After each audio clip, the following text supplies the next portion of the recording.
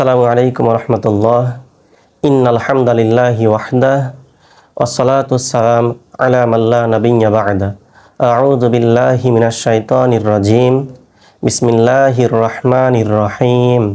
মান যুহজিহা আনিন নার ওয়া উদখিলাল জান্নাহ ফাকাদ ফাজ। আল্লাহ তাআলা বলছেন, আর সে ব্যক্তিই সফল, সেই সফল যাকে জাহান্নাম থেকে বাঁচিয়ে দেওয়া হলো।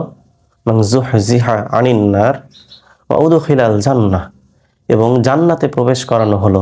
ফাকাদ ফাজ, সেই সফল হলো। তো প্রকৃত সফলতা এখানেই। কিয়ামতের দিন যখন একজনকে বলা হবে, ঠিক আছে তুমি জান্নাতি, তুমি জান্নাত যাও, তোমার জন্য জান্নাত নির্ধারণ করে দেওয়া হলো আবাসস্থল হিসেবে, তখন সেই যে সফলতা আপনি পাবেন, ওই সফলতাই হচ্ছে প্রকৃত সফলতা। তার মানে আল্লাহ তাআলা যেটা বলছেন যে সফল সেই যাকে জাহান্নাম থেকে মুক্তি দেওয়া হলো এবং জান্নাত দেওয়া হলো, তখন বুঝে নিতে হবে যে প্রকৃত সফলতা সেইটাই। আর দুনিয়ার যত সফলতা রয়েছে সব কিছুই মরীচিকা, আপনি নিজেই বুঝবেন সেটা। প্রত্যেকেই বুঝে, প্রত্যেকের ভেতরেই সে অনুভূতি জেগে ওঠে, তবে সেটা অনেক দেরিতে, বয়স হলে।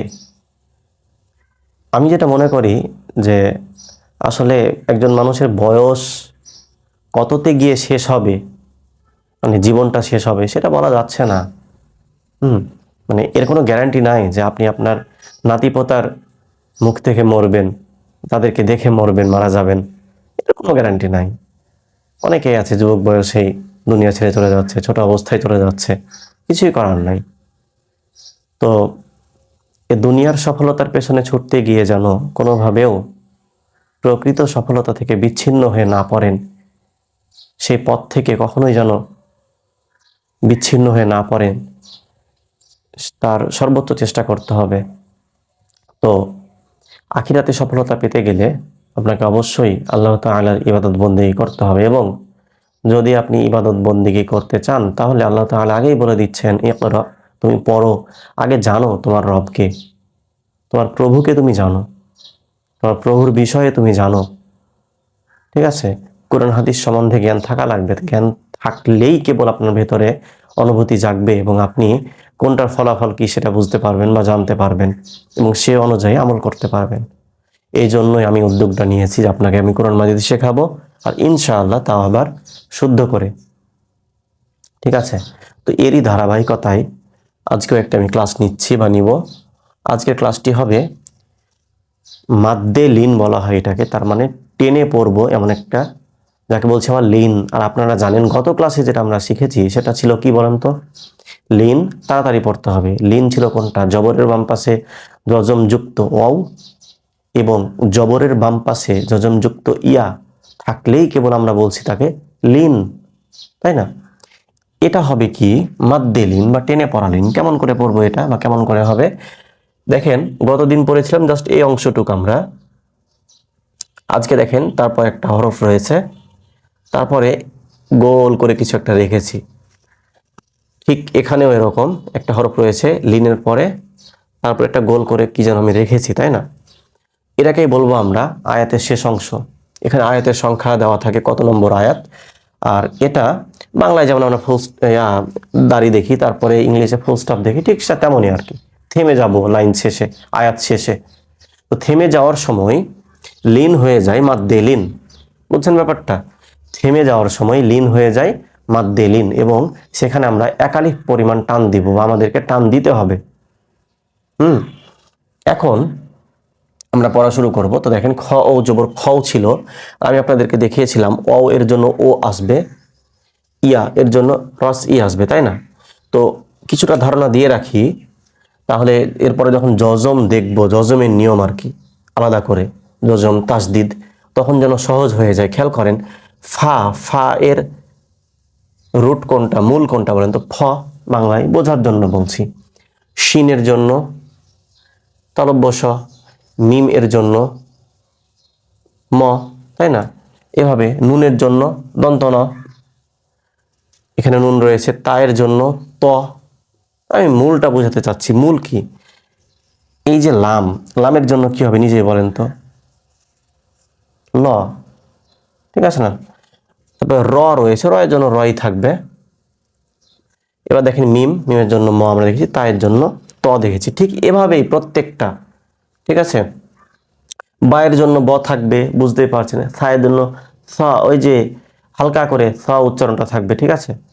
তো এগুলা কেন দিলাম, যে আমরা যখন ওয়াও এবং ইয়া এর জন্য ও এবং রস ই নিয়েছিলাম যথাক্রমে, ঠিক তেমনি প্রত্যেকটা হরফের জন্য তার মূলটা আমরা নিব, নিয়ে ওই জায়গা থেকে স্টপ করব, থেমে যাব, ঠিক আছে।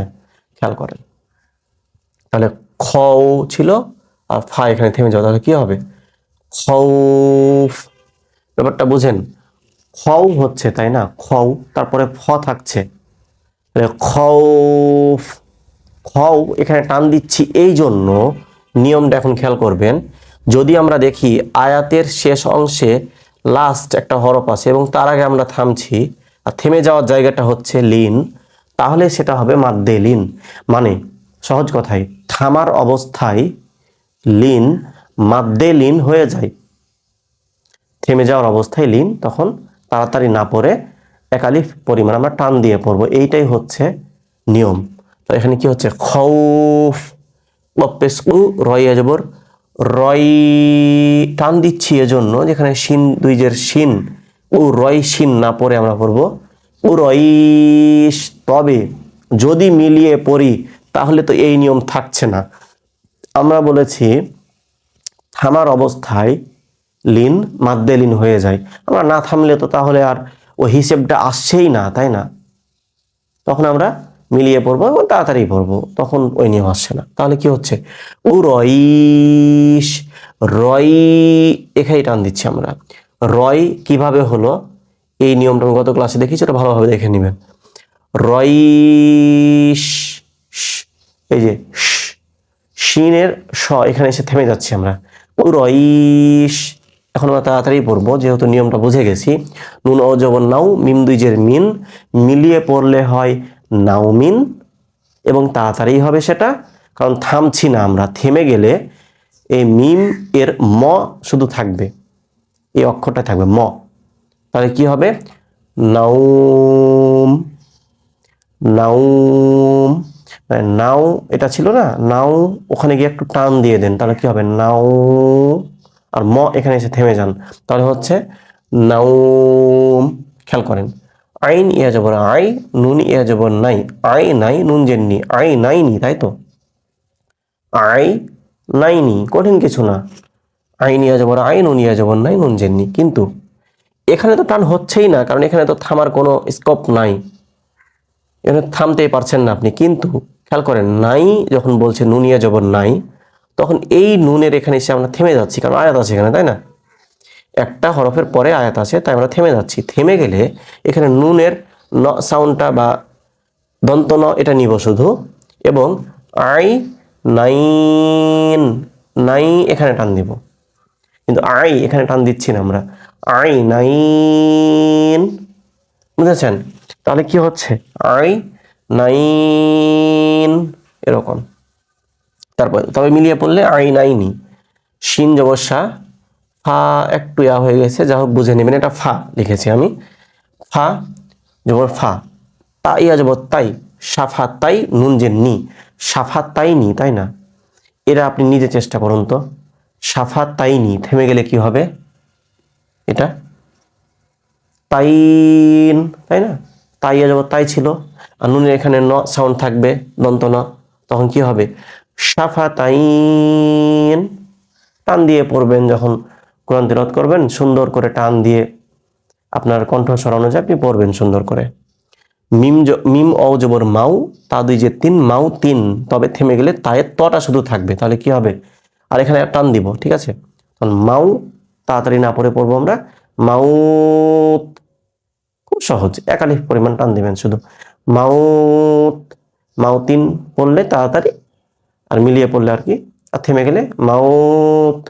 এবার দেখেন, লাই লিন ছিল, লাম ইয়া জবর লাই, লাম দুই যে লিন, লাই লিন, তবে লাই এখানে দেখেন লামের লটা শুধু নিব আমরা, ঠিক আছে? প্রত্যেকটা হরফের মূলটা নিব, হ্যাঁ। তাহলে কি হচ্ছে? লাইল। হ্যাঁ, সহজ ছিল। তারপরে দেখেন ক্ষয় দোর ক্ষয়, রদুইজের ঋণ, ক্ষয় ঋণ। তবে আমরা এখানে থেমে যাওয়ার কারণে রদিজের ঋণের এখানে র নিব শুধু, এবং এখানে একালি পরিমাণ টান দিব। তাহলে কি হবে? ক্ষয়ের, ক্ষয় এখানে টান দিচ্ছি একালি, এখানে রটাকে নিচ্ছি আমরা, ক্ষয়ের। ঠিক আছে, তেমনই মিম দুজের মিন কৌমিন, তবে থেমে গেলে কি হবে? কৌম, কৌম।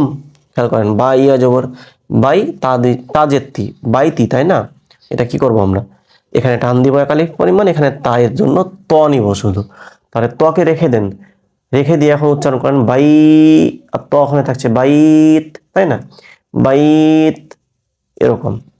এখন তাহলে ছোট্ট করে বললে কি হয়, নিয়মটা দাঁড়ায় যে লিন তাড়াতাড়ি পড়তে হয়, তবে থেমে যাওয়ার অবস্থায় আয়াতের শেষ অংশে লিন মাদ্দে লিন হয়ে যায়, এবং শেষ যে হরফটা থাকবে সেটার মূলটাকে আমরা নিয়ে রেখে দিব, তারপরে আগের উচ্চারণটা করে, মাদ্দে লিনের উচ্চারণটা করে, তারপরে যে হরফটা আছে সেটাকে ধরে নিব। এভাবে পড়তে হবে।